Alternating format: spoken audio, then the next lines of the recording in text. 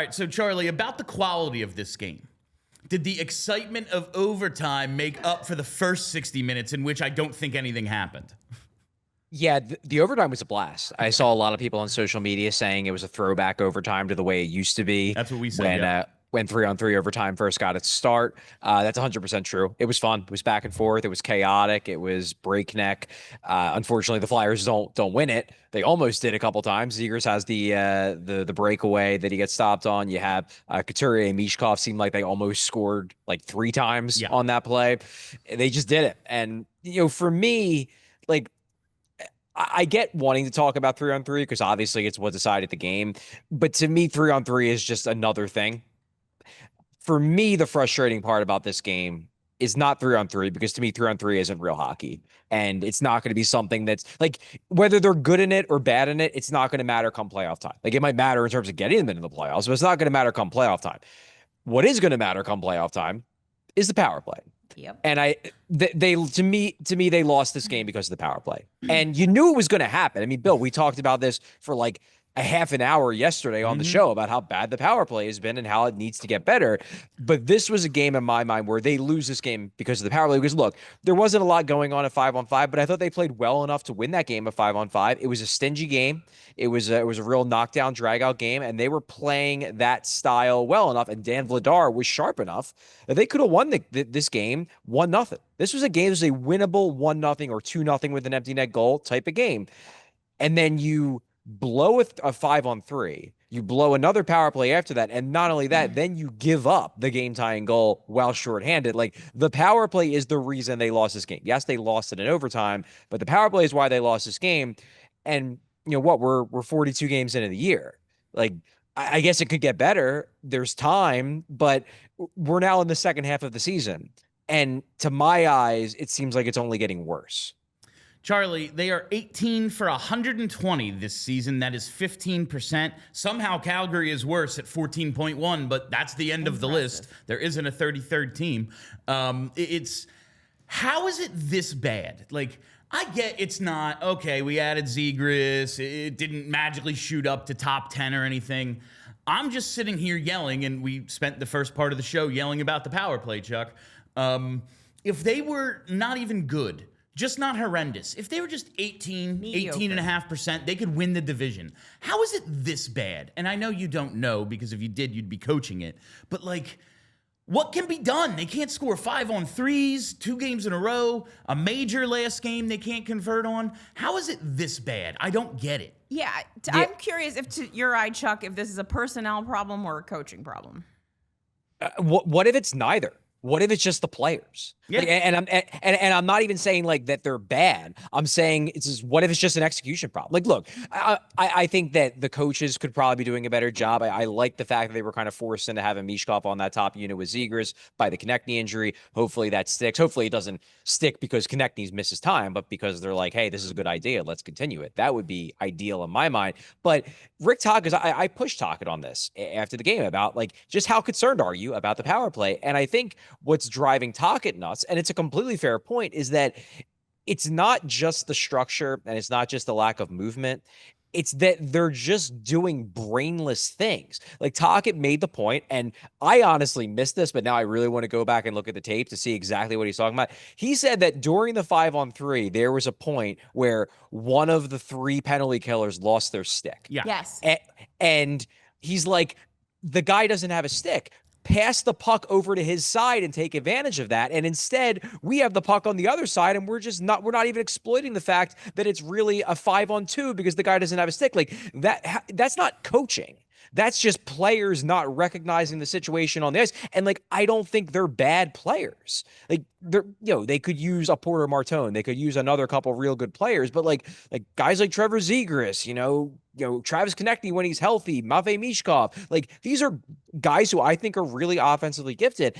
Like how are they not recognizing these situations? And Garnet Hathaway said after the game, because we talked to him, he basically was like, look, like, this is the learning process. We're still learning how to win. Now, he wasn't specifically talking about the power play. He was talking in generalities, but that may be part of it. It's just like, it seems like on the power play, all too often they don't seem to have that killer instinct. They don't seem to have that, like, and a guy without a stick is a perfect example. Like, recognize that he doesn't have a stick, smell blood in the water, and attack. And instead, it's just like, nah, we're just gonna do our thing. We're gonna pass the puck around the horn and maybe take a shot from distance. Like, no, this is when you can win this game, get one goal, and it's over. No one's scoring in this game.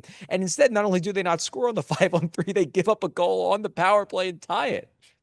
It's truly like, I've gone from being like, man, if they could just fix it, to this is ridiculous. You have to come up with something. Yeah. A couple of other things I wanted to talk about, Chuck. First is, so is Trevor Zegras just cooked on power plays? He's strictly a one-timer guy now? What do you mean? Zegras said because he couldn't convert in overtime. I just wasn't getting the joke. Yeah. Okay, sorry. That went completely over my head. Yeah, I mean, he didn't score on a breakaway. That stinks. Yeah. He should do that, in my opinion. There's nothing else there. I'm frustrated. Dan Vladar, third straight start tonight, fifth in the 6 games since the Christmas break. I thought he responded well, like not a ton of workload tonight, but we talked yesterday, like, it was kind of shaky against Anaheim. Got lucky a few times. Didn't love some of his play, but still only allowed 2. Thought this was a good response. But are you starting to worry about the workload at all? Honestly, not really. Like, Okay. to me, I don't think you can. Like, I don't think you can, on one hand, be like, Sam Ersson stinks, he's not good enough, and then on the other hand say, well, maybe they shouldn't give Vladar so many starts. Like, the reason why they're giving Vladar so many starts is because Sam Ersson's struggling, and it's like, okay, well, you don't want him playing both games as a back-to-back. They haven't done that. It's just that now there's a lot of games in a row where it's like game day off, game day off, game day off. Yeah, you're going to have to fit Ersson in one of those games. Maybe he gets one of the 2 games against the Lightning over that 3-day period. That would make a lot of sense to me. But I had no problem with Vladar going tonight, and I thought he was good. Like, I actually felt bad. We interviewed Vladar after the game, and he kind of took some of it on himself. On the overtime, he's like, maybe I slid over too far on the 2-on-1. I overcommitted a bit. And like, look, maybe he did. And I know goalies are always going to be self-critical, the good ones. They're going to be like, I could have done this better. But like, Dan, this game wasn't your fault. You were good. You were Good enough. more than good enough to win this game. I guess, yeah, you could have made a save on the overtime, but guess what? They could have finished 10 seconds before that, and then you wouldn't have had to make the save in the overtime. Exactly. Yeah, no, like the issue isn't for me like, well, you got to start Ayers. It's just like looking at Vladar. Tonight was his 26th start. He started 5 out of 6 since the break. 29 is his career high. We're going to get there next week. And I fear we're going to get to a point like we got to Ersson a couple of years ago where we can only play one guy. And guess what happens when that happens? He wears down and it all falls apart. I don't know what you can do about it, like, unless you really want to go see Kolosov, but it is something I'm looking at. Like, I don't want to get there, but I don't know what the alternative is. I just think we're in uncharted territory with Vladar. Like, Okay. we know, based on the last 2 years, that Ersson clearly can't handle a heavy workload. Exactly. We don't know if Vladar can. Like, he hasn't done it, so it's an uncertainty, but it's not a certain. It's like, we don't know that he can't do it. Maybe he can do it. Maybe he can handle 55, 60 games, no problem. We very well might find out. Ersson never looked. That would be dope. I know probably not, but do we find anything out about TK? Was it precautionary? Do we know what happened? Because like he played the whole second, scored a goal, looked fine. Do we know anything about TK's injury? Yeah, not really. We obviously asked Tocchet. He wouldn't give an update. But one thing he did say that was interesting, he sort of implied that the injury happened earlier on. And it was something that maybe he was playing through most of the game. He mentioned that he fell at some point. Now I'll have to go back through the tape and see what that might be in reference to. But it sounded like, based on what Tocchet was hinting at, was that it was not like he got hurt on the final shift of the second period, that it was something that, maybe happened earlier in the game and he just kind of shrugged off, and either it got worse or finally maybe he mentioned it to a trainer between periods and they're like, all right, well, let's pull you in. Let's take a look at this. So no concrete information. They're not practicing tomorrow, so we're probably not going to get an update tomorrow, but obviously they'll have the morning skate before before Saturday's game, and that'll probably be when we get an update on Konecny status. But it's a killer. Konecny's been playing really well. He scored a ton of goals in December. The goal scoring touch is carried over to January, and they're already out Brink and Drysdale. The Flyers have had good injury luck this year, aside from Tyson Forrester, and it seems like this week it's just all kind of coming back to hurt them. No, we were just talking about it before you joined us. They are down 3 top 9 wingers and a top 4 defenseman. That is going to be tough to overcome if TK's out any amount of time or any of the other guys. We know the Tyson Forster thing is, maybe the second round of the playoffs or whatever. He's out for the year as far as we can tell. This is going to be tough for them to overcome with this condensed schedule leading up to the Olympics, Chuck, if TK misses any time. What did you think of Grabenkin filling in for him on that top line?